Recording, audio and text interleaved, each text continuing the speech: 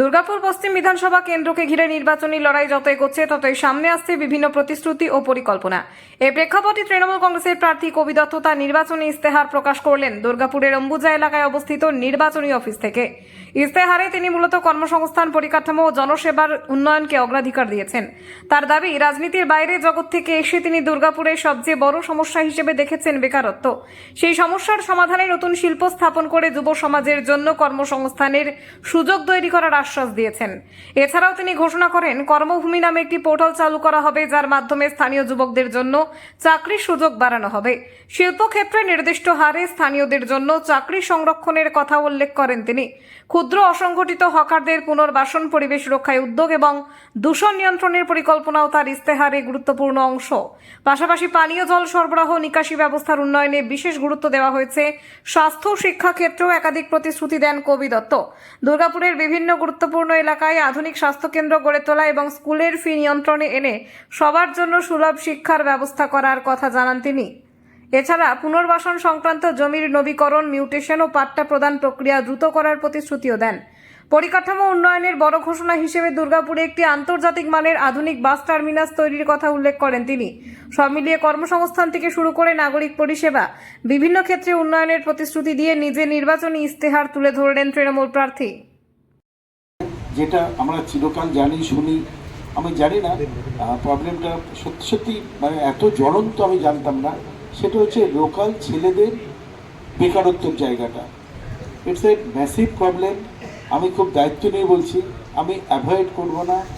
তাতে অনেকে সে গায়ে কাদা লাগলো, নোংরা লাগলো বা ভরসা থাকলো, আই লিস্ট বাদার।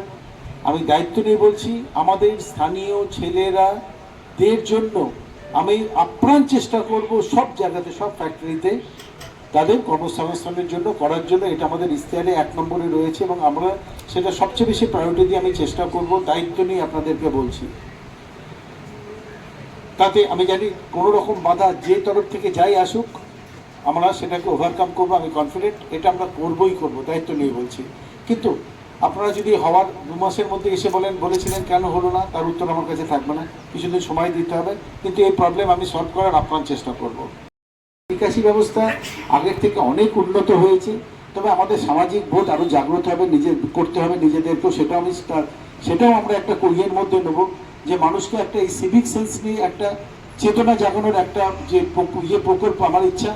আমরা সবাই মিলে সেই ইয়েটার মধ্যে, আওতার মধ্যে সেটাও মানবো, যাতে পাড়ায় পাড়ায় গিয়ে আমরা তাদেরকে বোঝাতে পারি যে আবর্জনাটা কোথায় ফেলতে হবে, ড্রেনে ফেলতে হবে না। সেটা আমি এটা আপনাদের থ্রুতে এটাও জানাতে চাই সবাইকে।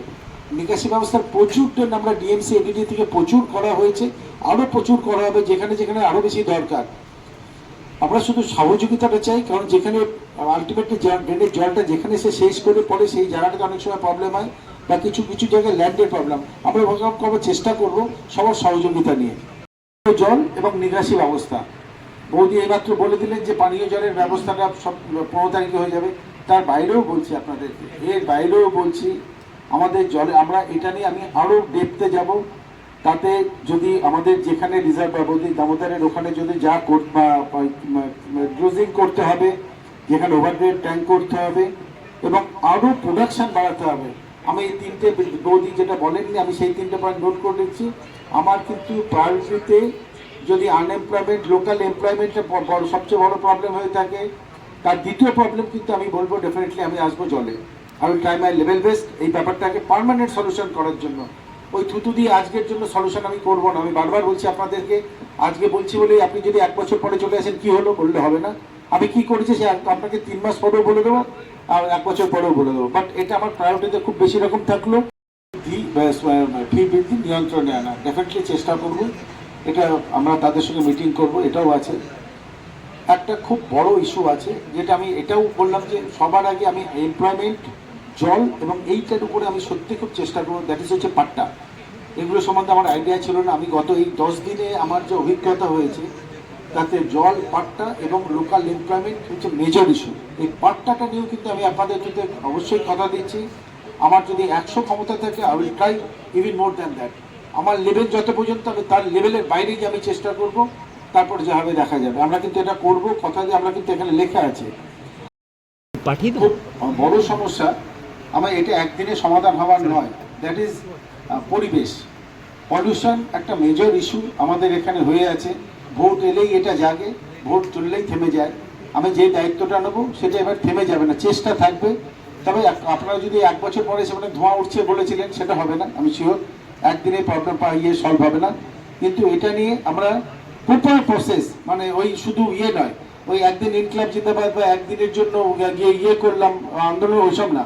যেটা হবে অফিসিয়ালি এই পরিবেশ, আমি রাস্তায় বেরিয়ে দেখেছি, যতটা ভেবেছিলাম পরিবেশের অবস্থা তার থেকেও খারাপ। এবং এর জন্য কেন্দ্রীয় সরকারেরাই আমাদের নিজেদের যে ভাব বুদ্ধি জাগ্রত আরো হওয়া উচিত, আমরা নিজেরাও দায়ী। এনিহাও আমরা এটা নিয়েও ডেফিনেটলি যথেষ্ট চেষ্টা করব।